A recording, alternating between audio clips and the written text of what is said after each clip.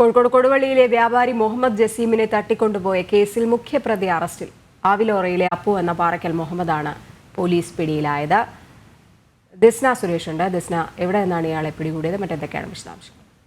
രജനി, 7 മാസമായി ഈ സംഭവവുമായി ബന്ധപ്പെട്ട് പ്രതി ഒളിവിലായിരുന്നു. പോലീസ് അന്വേഷണം നടത്തി വരികയായിരുന്നു. കൊടുവള്ളിയിലെ വ്യാപാരിയായിരുന്ന മുഹമ്മദ് ജസീമിനെ തട്ടിക്കൊണ്ടുപോയ സംഭവവുമായി ബന്ധപ്പെട്ടാണ് ഇപ്പോൾ പ്രതി അറസ്റ്റിലായിരിക്കുന്നത്.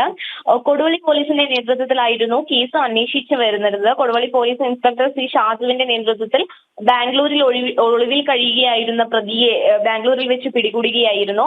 അവിലോറയിലെ അപ്പു എന്ന പാറക്കൽ മുഹമ്മദാണ് പോലീസ് പിടിയിലായത്. എന്തായാലും ഇയാളെ ബാംഗ്ലൂരിൽ നിന്നാണ് പിടികൂടിയത്. ഉടൻ തന്നെ കോഴിക്കോട് എത്തിക്കുമെന്നാണ് നമുക്ക് അറിയാൻ സാധിച്ചിട്ടുള്ളത്. രജനി, ശരി ദിസ്ന.